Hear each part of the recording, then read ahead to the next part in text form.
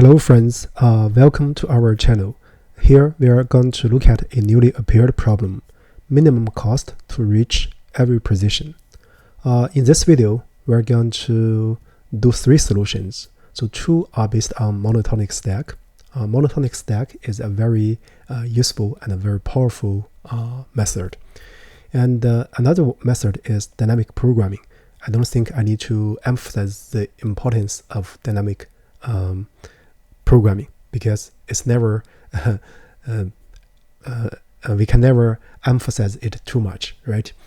So here I'm not going to read through the problem statement, but I want you to observe that. So for each index, actually what we need to find is the minimum cost g for all g less than or equal to I.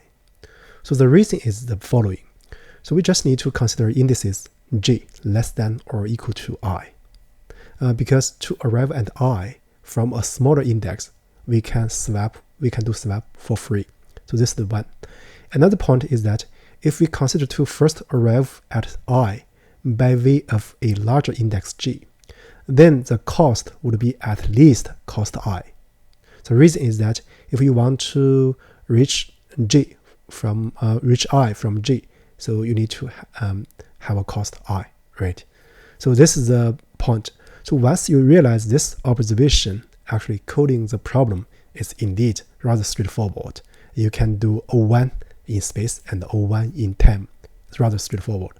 But our purpose here is to do some practices because the context of this problem is so easy in some sense. Then it provides us a good problem for practicing monotonic stack and dynamic programming. And then hopefully you can actually apply those methods or techniques into a more complex problem or in a more complicated setting. So with that said, let's do this. So first, I'm going to write a solution based on DP. So we say a DP, so I can see just a for loop here, a linear scheme. So what we want to do is that, so we have a result, right?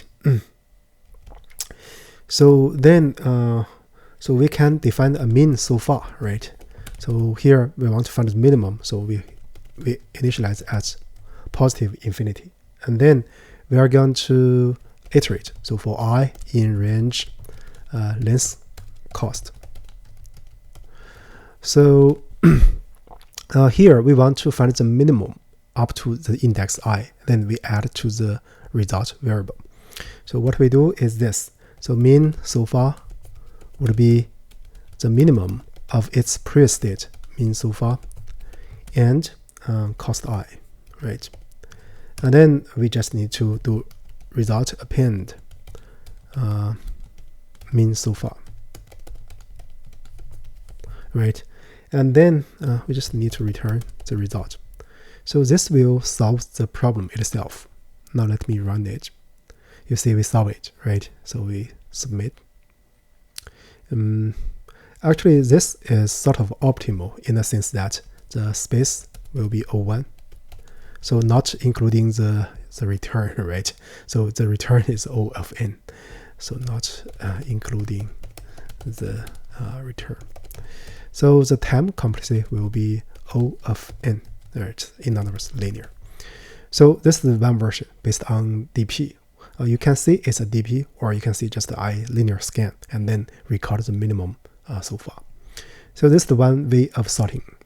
Another way of thinking of this problem is that, so at each position, I want to find the smallest value up to the current one, but in front, into left.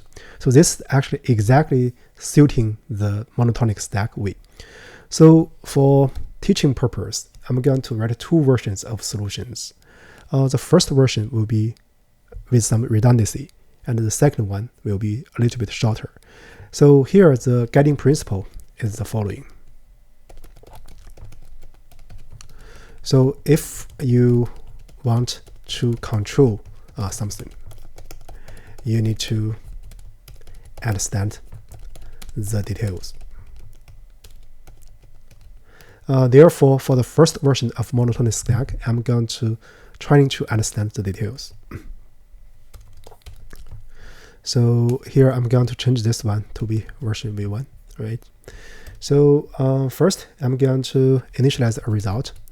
This is going to hold the final return.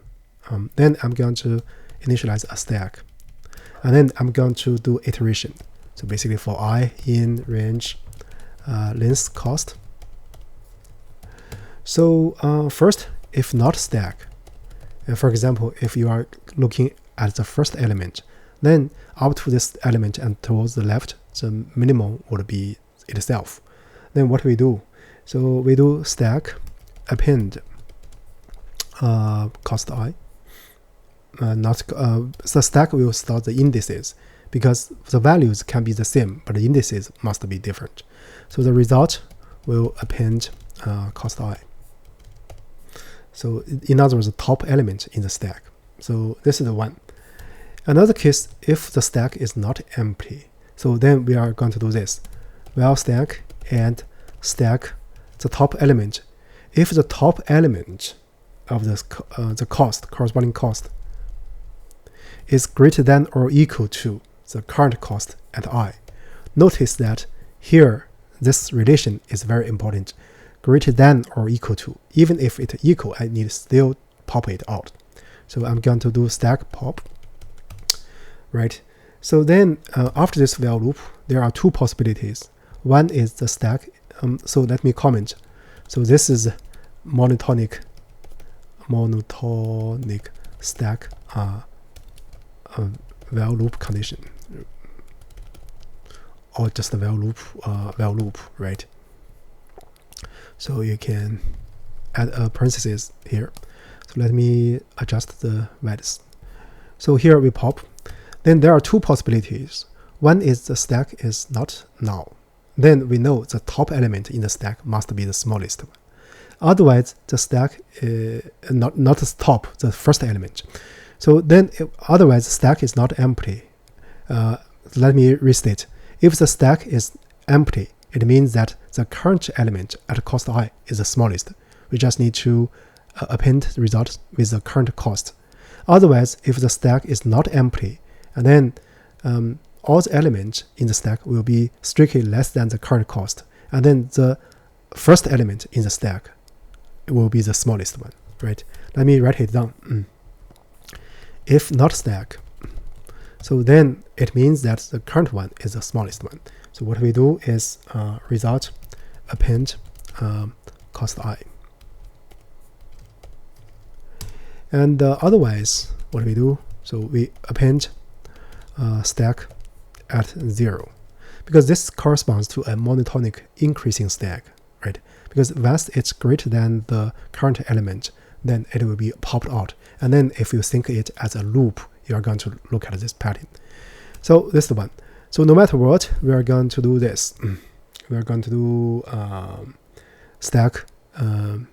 So actually, this line of code, and we can add here, and then so we can do stack append I. You see, in the if block and in the else block, we both have this append I. So actually, you can just write one line out of this loop. Let me first write it, and then we can make a comment. So we can return the result. This is another solution. Here we write it in great detail.